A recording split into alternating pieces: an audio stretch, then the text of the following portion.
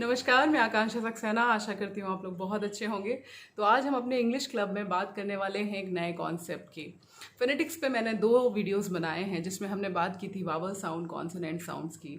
हमने बात की थी प्रोनाउंसिएशन की और हमने बात की थी किस तरह से हम लोग फोनेटिक ट्रांसक्रिप्शन को देख सकते हैं एक स्टैंडर्ड डिक्शनरी में। और वहाँ मैंने आपको एक छोटा सा कॉन्सेप्ट दिया था कि डिक्शनरी में जब भी आप कोई एक फोनेटिक ट्रांसक्रिप्शन देखते हैं तो वहाँ उस वर्ड के फोनेटिक ट्रांसक्रिप्शन में आपको एक छोटा सा एपिस्ट्रॉफी दिखता है। वो एपिस्ट्रॉफी आपको ये बताती है कि एक पर्टिकुलर वर्ड में कौन सा सिलेबल स्ट्रेस्ड है, राइट? क्योंकि स्ट्रेस और इंटोनेशन का हमारी लैंग्वेज पे, हमारे कम्युनिकेशन पे बहुत बड़ा इम्पैक्ट पड़ता है। इसको समझने के लिए सबसे पहले सिलेबल को समझते हैं। वो सिलेबल वो सिंगल यूनिट ऑफ साउंड है जिसको आप फर्दर ब्रेक नहीं कर सकते, राइट? अब ये सिलेबल क्या होता है? Syllable is a combination of a vowel और अ कॉन्सोनेंट लेटर, राइट? तो हमें पता है इंग्लिश में कॉन्सोनेंट और वावल साउंड्स होते हैं जो मिलकर एक वर्ड बनाते हैं। तो सिलेबल वो पर्टिकुलर यूनिट ऑफ साउंड होता है which has at least one one vowel in it with the consonant letters, right?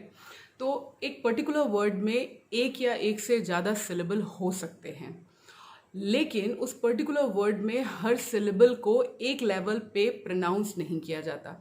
For example I will say T, it's a single syllable sound, तो कोई कंपटीशन ही नहीं है, एक साउंड है वही हम प्रोड्यूस करते हैं और कोई कन्फ्यूजन नहीं है। बट व्हेन आई से टेबल, टेबल, तो I am stressing more on ta, right?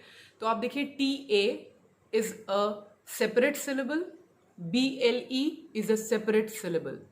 T A में ए वावल साउंड है और बी एल ई में ई वावल साउंड है। दोनों में वावल साउंड है, लेकिन मेरा जो स्ट्रेस है वो टे के साथ जाता है, टेबल, टेबल, राइट? तो आप देखें कि दोनों में वावल साउंड है, लेकिन किसी एक पर्टिकुलर सिलेबल पे हम ज़्यादा स्ट्रेस करते हैं। और ये स्ट्रेस आपको आगे चलकर ये भी बताता है कि एक पर्टिकुलर वर्ड का मीनिंग क्या है। तो इसको समझने के लिए एक छोटे से कॉन्सेप्ट को समझते हैं। एक सेंटेंस में for example I say she is a beautiful girl, she is a beautiful girl. Beautiful and girl are like the content words in a sentence. और इनको जोड़ने के लिए जो कंजक्शन, जो आर्टिकल्स, जो प्रेपोजिशन हम यूज़ करते हैं उनको हम फंक्शनल वर्ड्स कहते हैं। तो आपका स्ट्रेस पैटर्न इस बात को कंफर्म करता है कि एक पर्टिकुलर वर्ड एक एडजेक्टिव है, नाउन है या वर्ब है।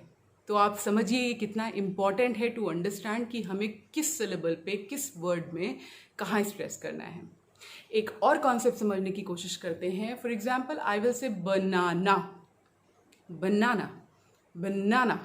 तो आप इसको प्रोनाउंस करें तो B A N A N A, तोड़ेंगे तो 3 सिलेबल हैं, B consonant, A vowel, N consonant, A vowel, N consonant, A vowel, right? 3 consonant के साथ 3 वावल हैं, 3 सिलेबल हैं, लेकिन तीनों में से हम केवल बीच वाले को स्ट्रेस करते हैं, banana, banana. I had a banana in the morning, I had a banana in the morning, right? तो एक वर्ड में एक से ज़्यादा सिलेबल हो सकते हैं, लेकिन हम किसी पर्टिकुलर सिलेबल को ही स्ट्रेस करते हैं जो मेरी पूरे कम्युनिकेशन को एक मीनिंग देता है, उसका कंटेंट बताता है, उसका रेफरेंस बताता है, और मेरे शब्दों से मुझे पता चलता है कि मैंने एक पर्टिकुलर वर्ड को एक वर्ब की तरह यूज़ किया या एडजेक्टिव की तरह यूज़ किया या एक नाउन की तरह यूज़ किया। तो अब इसके छोटे से कुछ रूल्स हैं जिनको फटाफट देख लेते हैं। मैं आपको शुरू में बता चुकी हूँ कि इंग्लिश को सीखने के लिए रूल बेस्ड स्ट्रैटेजी को नहीं सीखना है। कुछ गाइडलाइंस है, कुछ इंस्ट्रक्शन है जो आपको ये कॉन्सेप्ट समझने में मदद कर सकते हैं। तो हमेशा एक रूल के साथ एक्सेप्शन साथ में आते हैं, तो हम देखेंगे कि किस तरह से हम इसको बेटर वे में अंडरस्टैंड कर सकते हैं। तो आपका सबसे पहला काम है कि हर वर्ड में कितने सिलेबल हैं इनको पहचानना। उसको पहचानने के लिए शुरुआती तौर पे आप इस ट्रिक का यूज़ कर सकते हैं, जिसमें आप देखें कि आपकी चिन कितनी बार ड्रॉप होती है। That will tell you how many syllable a word has. For example I will say T, only one time, table, table, 2 times, information, 4 times, right? Banana, 3 times, beautiful, beautiful 3 times, right. तो आपको पता लगाना है कि एक particular word में कितने syllable हैं। अब ये पता लगाना है कि उस पूरे डिफरेंट पैटर्न ऑफ सिलेबल में किस सिलेबल पे आप स्ट्रेस करेंगे। तो फर्स्ट, अगर एक वर्ड ऐसा है जिसमें केवल एक वावल साउंड है, केवल उसी वावल साउंड को हमें लंबा, ऊंचा और देर तक बोलना है, तो कोई कंफ्यूजन है ही नहीं। कंफ्यूजन आता है जब एक वर्ड में एक से ज़्यादा सिलेबल होते हैं। तो सबसे पहले बात करते हैं उन वर्ड्स की जिसमें 2 सिलेबल होते हैं। ये कॉन्सेप्ट बहुत इम्पॉर्टेंट है और समझना बहुत ज़रूरी है, क्योंकि कई बार आप कंफ्यूज होते हैं कि अगर एक व्यक्ति ने बोला object, object, contract, contract, produce, produce, confirm, confirm, contract, contract, record, record, right. तो आप कंफ्यूज होते हैं कि कहीं मेरा प्रोनाउंसिएशन गलत है या ये गलत बोल रहा है। जी ना, आप गलत है ना वो गलत है, केवल उसका कॉन्टेक्चुअल रेफरेंस अलग होता है। तो आज हम ये समझेंगे कि किस तरह से मेरे स्ट्रेस पैटर्न के यूज़ करने से एक वर्ड वर्ब बन जाता है और ये वही सेम वर्ड नाउन बन जाता है। तो अगर एक वर्ड में 2 सिलेबल साउंड हैं, 2 सिलेबल्स हैं, और वो मैं एक एडजेक्टिव की तरह या एक नाउन की तरह यूज़ कर रही हूँ, तो हमेशा मेरा स्ट्रेस वर्ड के फर्स्ट सिलेबल पे रहेगा। For example, beauty, harmful, happy, useful, all adjective. The stress was on the first syllable, right? Doctor, water, produce, object. I hope you are getting. तो जब हम इसे नाउन की तरह यूज़ करते हैं तो the stress would be on the first syllable. जब इन्हीं वर्ड्स को हम वर्ब की तरह यूज़ करेंगे तो हमारा स्ट्रेस सेकेंड सिलेबल पे होगा। जैसे contract, produce, increase, decrease, record, contract. Try करें, आपको अच्छा लगेगा, समझ आएगा, क्लैरिटी आएगी। फिर से फटाफट ब्रीफ करती हूँ। 2 सिलेबल वाले वर्ड्स अगर पहले सिलेबल पे स्ट्रेस है तो या तो वो एडजेक्टिव की तरह यूज़ किए जा रहे हैं या वो नाउन की तरह यूज़ किए जा रहे हैं। और अगर वही शब्द पे सेकंड सिलेबल पे स्ट्रेस है तो जिसको मैंने नाउन की तरह यूज़ किया था अब वो वर्ब का काम करेगा। आई होप दिस इज क्लियर। अब बात करते हैं उन वर्ड्स की जिनमें 3 सिलेबल है। लेकिन इससे पहले मैं आपको एक बता दूं, मैं हमेशा इस बात को कहती हूं कि इंग्लिश में कोई भी रूल 100% नहीं है। तो जो रूल मैं अभी अभी आपको बता के चुकी हूं कि अगर फर्स्ट सिलेबल पे स्ट्रेस है तो वो एडजेक्टिव और नाउन है 2 वर्ड में, और अगर सेकंड सिलेबल पे स्ट्रेस है तो वो वर्ब है। लेकिन यहाँ पर भी कुछ एक्सेप्शन है जो हम डे टू डे लाइफ में यूज़ करते हैं। For example, harmful, hotel, finish, right. तो ये कुछ वो एग्जाम्पल्स हैं जो एक्सेप्शन है जिसमें आपको लगेगा कि फर्स्ट सिलेबल पे होना चाहिए जब मैं इसको नाउन की तरह यूज़ कर रही हूँ, लेकिन ये तो लास्ट में जा रहा है, एग्जाम, राइट। तो ये कुछ एक्सेप्शन है जो आप अपने दिमाग में रख सकते हैं। इसके अलावा और 2-4 आपको मिल जाएंगे, लेकिन ये हम डे टू डे लाइफ में यूज़ करते हैं। अब थर्ड रूल पे आते हैं, वो वर्ड्स जिसमें 3 सिलेबल होते हैं। तो ये तीनों में से कहीं पे भी हो सकता है। पहले सिलेबल पे भी स्ट्रेस होता है, सेकंड पे भी हो सकता है और थर्ड पे भी। एग्जाम्पल देते हैं, एनीवन, फर्स्ट सिलेबल पे स्ट्रेस है। एनीवन 3 सिलेबल साउंड है, पहले पे स्ट्रेस है। कंप्यूटर, प्यूटर, सेकंड सिलेबल पे स्ट्रेस है। एम्प्लॉय, थर्ड सिलेबल पे स्ट्रेस है। आफ्टरनून, थर्ड सिलेबल पे स्ट्रेस है, राइट। वो वर्ड्स जिसमें 4 सिलेबल हों उसमें स्ट्रेस हमेशा बीच में रहेगा।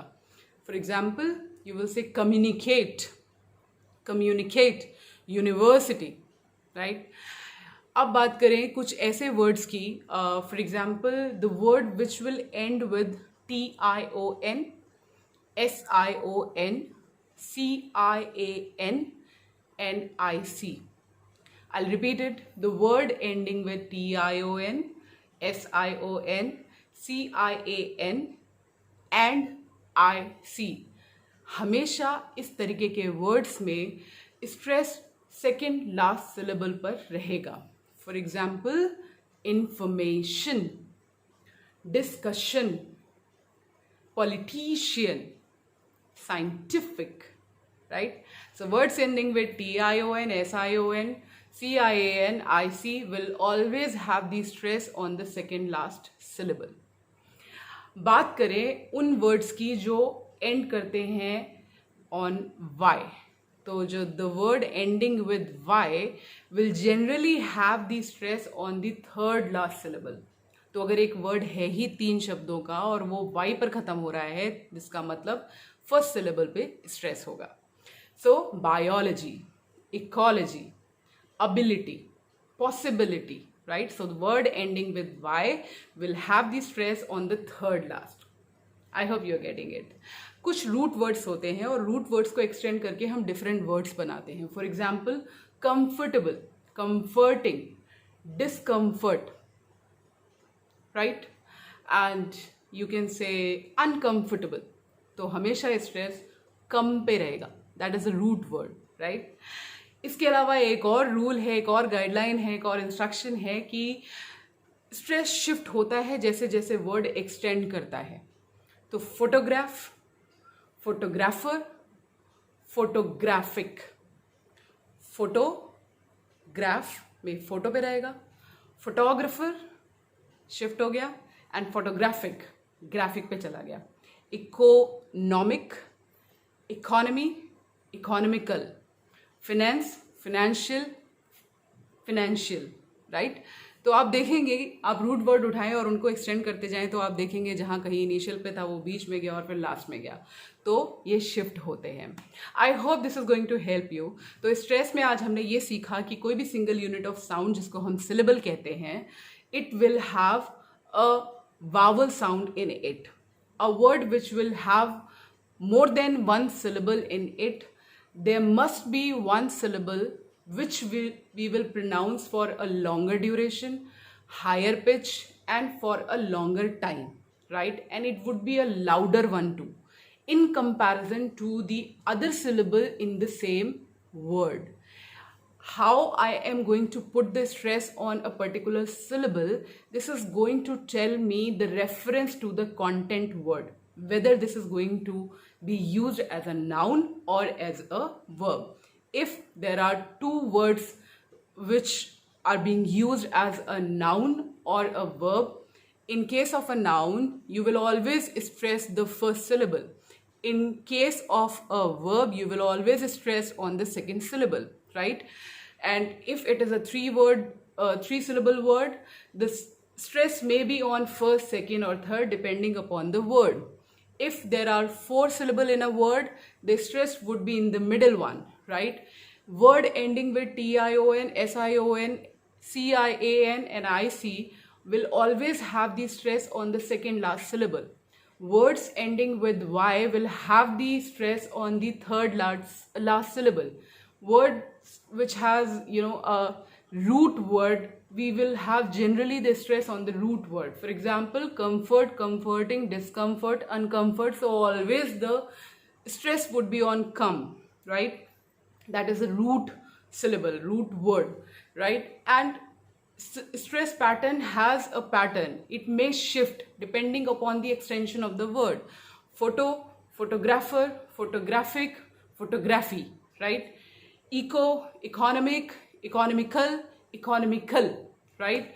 Finance, financial, right? Politics, political, political, right? So you will see, the more you will practice, more you will learn. So when you say what is a syllable, what is a stress, so syllable is a single unit of sound which has to have a particular vowel sound, and the vowel sound which we are going to pronounce for a longer time, louder, and on a higher pitch, that is going to be called the stress in that particular word. और dictionary में देखने का तरीका simple ये है, किसी भी standard dictionary में जाएं आप, जब उसका फोनेटिक ट्रांसक्रिप्शन देखेंगे तो एक हल्का सा एपिस्ट्रॉफी लगा होता है जो आपको बताता है कि इस पर्टिकुलर वर्ड में आपको कहाँ जोड़ देना है.